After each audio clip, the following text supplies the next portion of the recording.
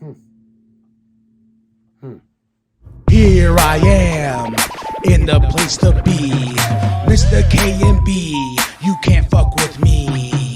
Extra sexy, extraordinary, palms are hairy, your mama pop my cherry.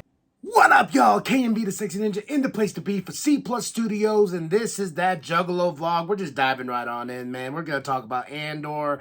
The 4th episode just dropped. It's a lot. It was a lot to take in. Very, very slow paced.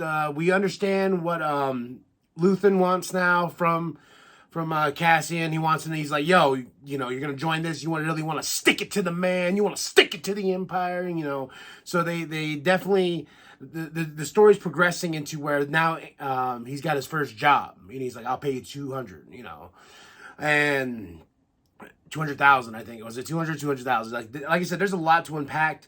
And poor Cyril, or Karn, whatever you want to call him, man, he had to go move back in with his mom, I'm guessing, after messing up, after his outpost was taken over by the Imperial, you know, it was Imperial Army and everything like that. You know, the Empire just came and is like, yo, this is ours now. All of y'all are fired. Like they came in like Vince McMahon, like, you're fired. And Cyril's over here, like, with his little bags on Coruscant. And he goes in, he's like, Mom, I just got fired. The Empire just fired me. Mom, you know. So, no more with that. Just, that's where we leave. That's where we leave him. We finally get Mon Mothma.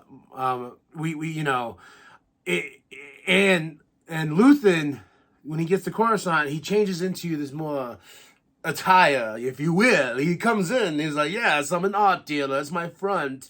And he's like, let me show you some more art in the back, Mon Mothma. You know, he's like, man, you know, he has this little thing. And then he gets the back, we need more money. You need to show, you need to help us more. We got mouths to feed, man. We're trying to build a rebellion. And she's like, yo, come on, I'm trying here. She goes, I found somebody else that wants to help. And he's like, no, I don't want to do that, this and that. And she's just like, I understand. You need to understand. They're watching. They're all watching. I got a new driver. I go to the bank. There's new people at the bank. There's everything. You know, they're watching us. And her husband is a straight douche. Because she gets back to her apartment or whatever, and then he's sitting at the dinner table because they have some fancy dinner, and she's just like, "Who's coming?" And she looks at the list. She's like, "Yo, these dudes hate me. These people, like, they go against everything I try to do on the Senate, you know." They're like, these, you know, well, don't let them sit by me. And the husband's like, oh, dear, you need to liven up some more. They're fun.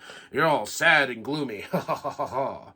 So, at least we got her introduction and her surroundings and what she's bringing to the table. And she said, if anything bad happens, she's the first to fall with this, with what's going on. And, you know, we move Cassian over with this new team and everything like that. I'm still trying to learn everyone's name. Deidre, I believe, is the main person that Luthen introduced, and he goes by Clem. Now Cassian goes by Clem. You know, very spies. Like, yo, you need to choose a name. These guys ain't gonna know your name. They ain't gonna know 2 ways from Sunday. And there's a weird little relationship between Deidre and Luthen. You know, like he goes, yo, she's in charge. She ain't gonna like this, that I'm bringing you in, and, you know, it's just one of those things where you're, you know, and they found, and the plan is to hit the Empire where it hurts, and it's their money, the moolah. You know, they want to take the payroll, man. They want to take these Imperials and be like, yo, we got your money now, your money, our money, rebel, yeah. So they're on this outpost to go to this planet. She introduces them to the new crew, and of course, the new crew's like, who's this? You didn't tell us this. And she's very like, yo, he's here. He's here to help. His name's Clem. Clem. No, his name is Clem. It's Clem, damn it.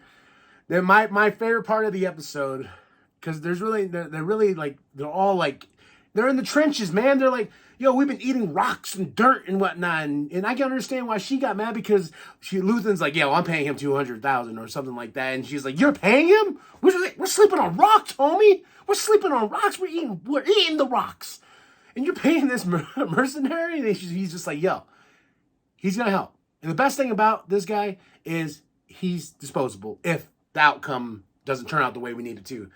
So they're talking about raiding this base on this planet, and there's a thing that happens every 3 years. Coincidental, but it's crystals or whatever's in the sky. It's supposed to give them enough time to go in, get out, and, take the moolah, and the skies are supposed to be distracted for a bit with whatever this ceremony that's going to be happening or whatever.